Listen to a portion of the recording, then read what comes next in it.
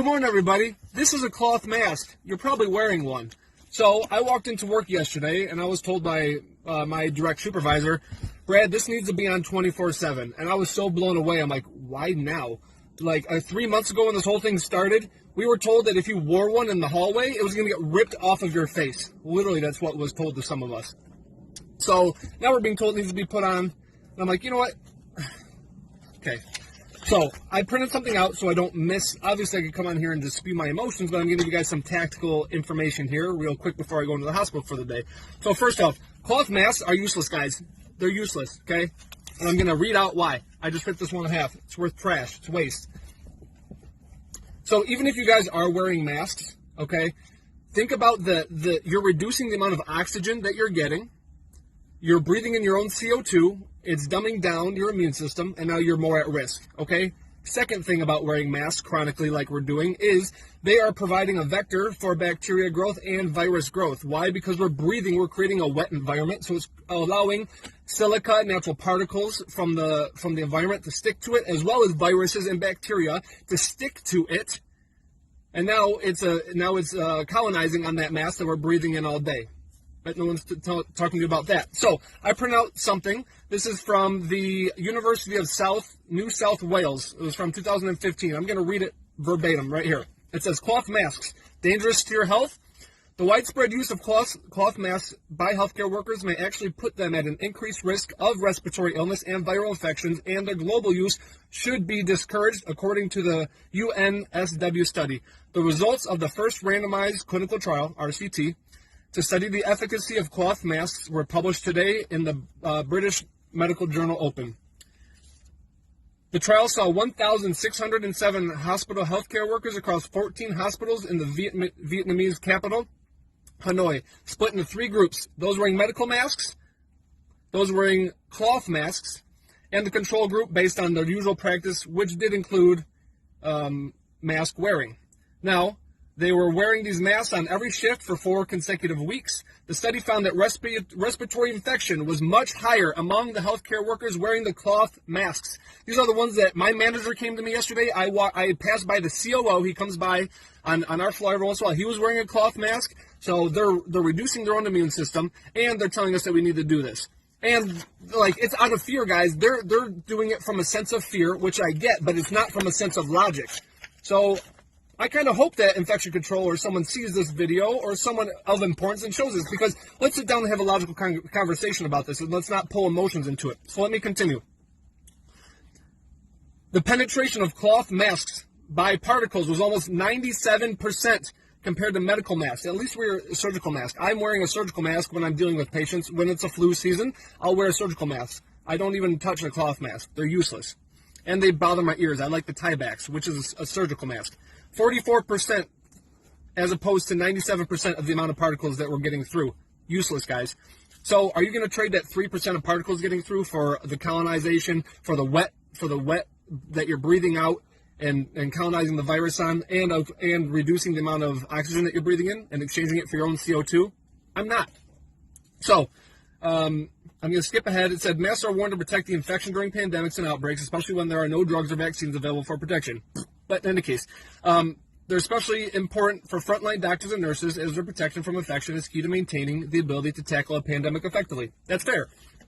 Cloth masks should not be worn by workers in any healthcare setting, but particularly high-risk situations such as emergency departments, ICUs, intensive units, and pediatric or respiratory wards. Cloth masks remain widely used globally because they are a cheaper option, especially in areas where there are shortages of PPE or protective equipment, including in Asian countries which have historically been affected by emerging infectious diseases, as well as in West Africa, like the epicenter of Ebola. Effective controls of outbreaks and pandemics at the origin impacts us directly, so it's important for global disease control that the use of cloth masks be discouraged in high-risk situations. Despite more than half of the world using cloth masks, ladies and gentlemen, global disease control guidelines, including those from the WHO, the World Health Organization, fail to clearly specify conditions of their use. Read a box, guys. I'll walk in the hospital after this video and I'll show you what the directions say on the box. These don't have directions. The ones for the surgical masks say they're for surgical use. Like, it's not to prevent a frickin' virus. It's ridiculous. So these guidelines need to be updated to reflect their higher infection risk posed by cloth masks, as the study found. Additional research is urgently needed to build our study's findings. And it was a collaboration between researchers in Australia and the National Institute for Hygiene and Epidemiology in Vietnam, and it was funded by the Australian Research Council Linkage Grant. Bam. So, the last thing I'm going to say about this, even if everything I just said to you in this last 5 minutes was completely false, at my hospital, I mean, I'm in Michigan, we're in one of the most tyrannical states, to be quite frank. We're locked down, we just got an extension, we can't go out, we can't get sunlight, we can't go about. People are starting to wake up and realize that this is kind of bullcrap. You guys need to be out. Like, the fear and the cortisol and the stress is one thing. But say all that was completely false, what I just told you. Even when you walk in as an outpatient to go get your CAT scan, your MRI, or your ultrasound in my hospital imaging, right now, we have these big glass shields now. After 4 months of this crap going on, just now we put those in. Just now we're mandating cloth masks, which I just proved are BS. And on top of that, now we have the 6 feet apart, these cute little stickers on the ground. So before, there were these X's that were just taped on. Someone did, they're trying to do good, but they were not measured. They were not 6 feet apart. One was 7 feet apart. The next one was 4.3 feet apart. It was ridiculous. Now we've got these nice little cute social distancing stickers that say 6 feet apart, smiley faces, and it's all cute. Guys, why are we doing this now on the downturn of all things?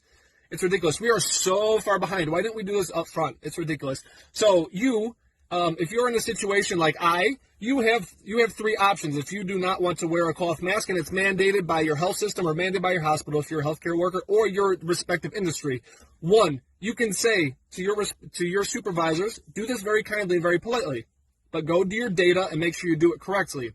Don't come in with emotions. This is about logic. But you can feel my emotion coming out of it.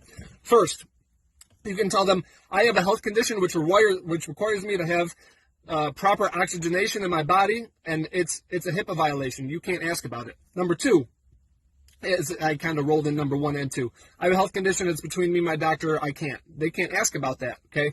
Number 2 is you can actually go and get a doctor's note that says that you cannot wear a mask because of that previous, that step 1 that I just gave you. So that's 2 things that you can do right there. Number 3, tread lightly, but you can very respectively sit them down and say, we are protected by whistleblower protection law. It's an act, it's a law. And there's OSHA. You can report this to OSHA, which is the Occupational Health and Health and Safety Administration. So I don't even know if that is administration, but it's OSHA. It's OSHA, OSHA. So you can very gently say that we are protected by OSHA, and we can file a complaint. Now, OSHA makes sure that you have to do 3 steps before you go ahead and do that. That's a separate thing. You can go do your own research. I got to get my butt in the hospital. So I hope I gave you guys some good data and something to work with today. And I just want to let you know, don't be scared. I just passed somebody before I made this video, wearing a cloth mask in their car again, alone, with the windows rolled up. Ugh, it's killing me. But in any case, stay healthy out here, guys. It's people are waking up. It's not that bad. I'm telling you, for someone who sees it every day, flu is worse. All these other things are worse. Cancer is worse. Heart disease is worse. You got all these things that is much, much worse. Why aren't we focusing on that? Why aren't we focusing on all the other corruption that's going on? But people are starting to wake up. So take care. Hope I gave you guys some actionable data for the day. Bye.